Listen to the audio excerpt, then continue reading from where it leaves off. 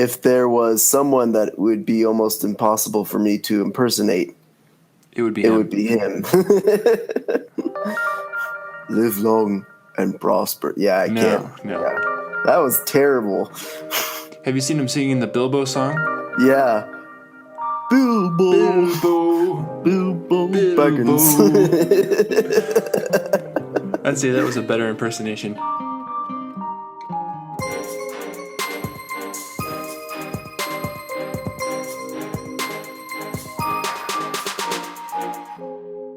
Welcome to the Web of Tomorrow. We're your host. I'm Adam Harris. And I'm Riley Carrasquillo. Today we're talking about code katas, right? And a few other websites, a few other... Yeah, things that go along with it. Yeah, things that kind of go along with it. So I've been checking out codewars.com recently, and I think it's really cool. Yeah, it looks really cool. I would love to look at more of it if I could get past this first challenge. Yeah, it's funny because so what Code Wars is it's like it's set of like thousands of different katas that you can try, and so maybe we should just explain what a kata is first. Yeah, go ahead. Or maybe we should start with explaining what a kata is in Japan. Oh, well, take it away.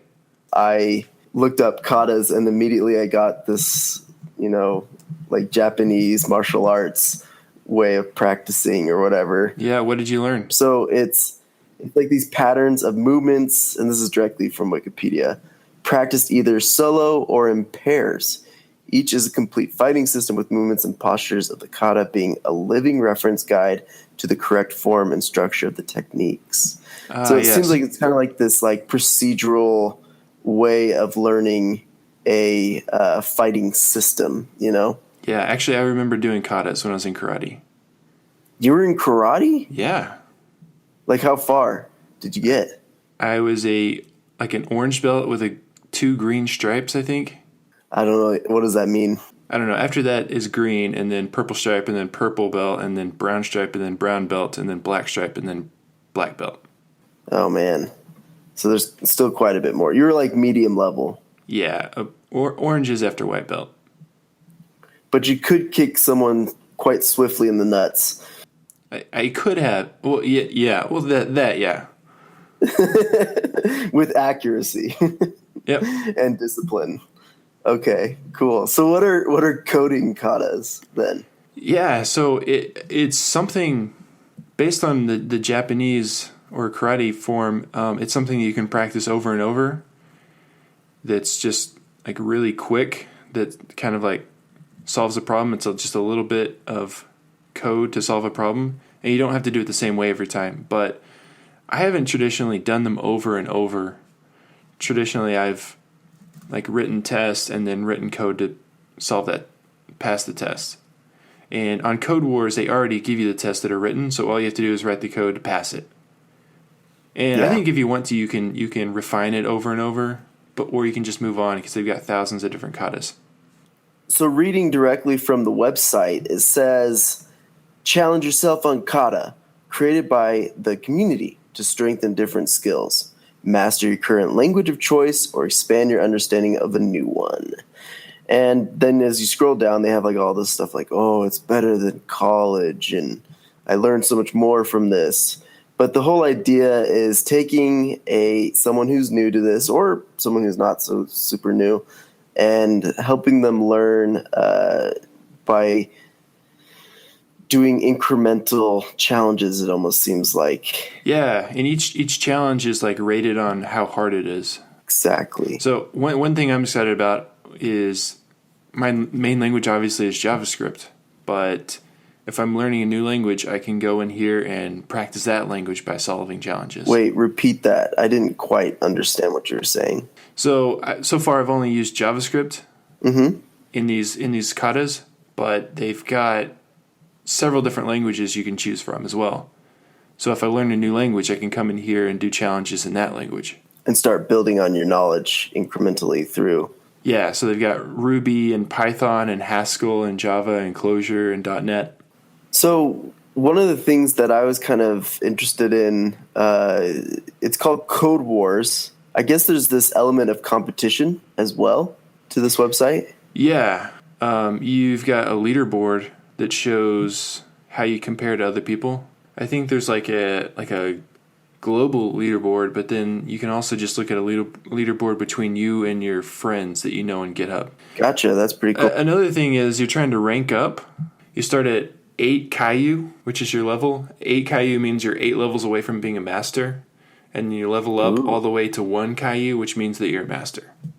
So this is like super Japanese based. Yeah. Even though they do have websites that are kata focused, and you just get on and they give you like a challenge. So like trying to figure out how to create a system that will automatically scan produce or whatever, or groceries and things like that. So like if you're buying eggs, it will know the price when you just type in eggs. This is one of the katas that I was looking at, was this, kind of like a register almost.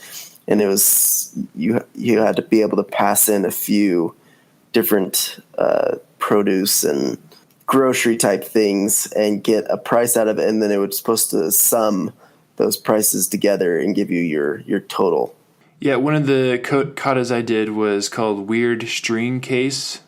You just had to write a function where it would take in a string and then every other letter would be capitalized. That is interesting. I mean, we don't have to get into how you solved it, but did you? Well, I will mention like one thing I did, because immediately you have to figure out, well, how do I access every other letter? Yeah. So I wanted to get each character into an array, and so you just do a split. And normally when you split up a string, you're like splitting it up by commas. You know, maybe it's comma separated or something. But if you split it by a empty string, then it splits it on every character. So I wanted to mention a few other websites that I thought were kind of cool. One is very similar to Code Wars, and this other one is completely different, but I think it's one of the most fun ideas for learning programming. And if you are having a hard time jumping into programming, this site is honestly super intriguing for you, I think. So the first one is quite a bit similar to Code Wars. Probably maybe not as developed, but it's a little bit more simple and straightforward, I think. It's called Code Chef.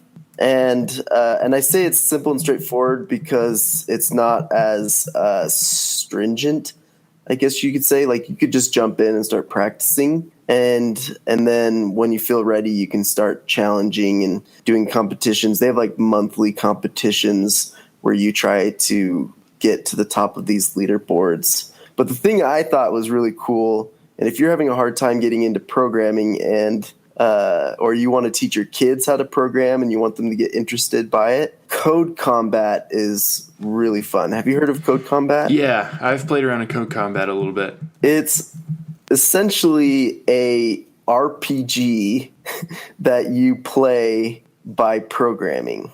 And it's very procedural and engaging. Yeah, so isn't there several options for what language you want to program in, right?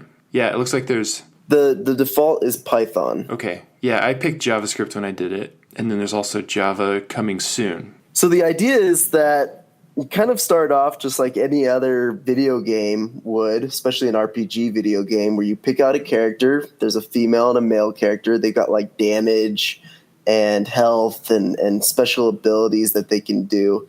And instead of using, like arrows or arrow keys, and mousies,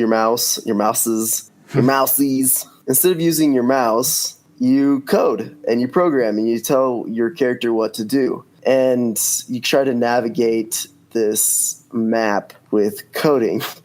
And it's super fun. There's like this little bit of music. And like kill bad guys and stuff. Yeah, you kill bad guys and so it's pretty fun. So I think another cool thing about Code Combat is I think all the source code for the actual website behind the scenes, I think it's all free and open source, and so people can contribute to the code that's running it. That is super cool. So this is kind of a community project. Yeah, well, it's a company, but they just made it open source. That's super cool. Yeah. So it's on GitHub/codecombat/codecombat. Nice. And there's actually another thing that's kind of like Code Combat in that it's a game, but it's kind of more for adults. It's called Elevator Saga, and you're basically programming elevators to pick people up on different floors. You start off with, I think, with just like one elevator, and your first challenge is to transport 15 people in 60 seconds or less, and you've only got like 3 floors to deal with in that first challenge. Why'd they? That's super interesting. Why'd they pick elevators? For like, okay, let's have a game for adults. Elevators. Adults love elevators. I don't know. I mean, for me, an elevator seems like something that it actually makes sense to program it. Like they are something that are programmed in the real world. That's true. But so are a lot of different things nowadays, like cars. That would be difficult. What kind of coding goes into self-driven cars? What are they using for that? I don't know. I'm sure it's complicated. Because I know that for like AI, deep learning type stuff, they use R, and Python is becoming quite popular for programming machine learning and AI and deep learning type stuff. Anyways, what kind of listenership are we getting now? I think we have about 100 listeners. 100 active listeners? Yeah, I think so. It's hard to tell, kind of ambiguous. Ambiguous? I was trying to think of a word. I was trying to think of a word. Ambiguous? Ambiguous. There you go. It's a cross between ambiguous and obvious. There you go. Ambivious. Hey, if Shakespeare can do it, we can do it, okay? Yeah. Awesome. So we've got some active listeners out there. Well, if you want to, make yourself known. Like, subscribe.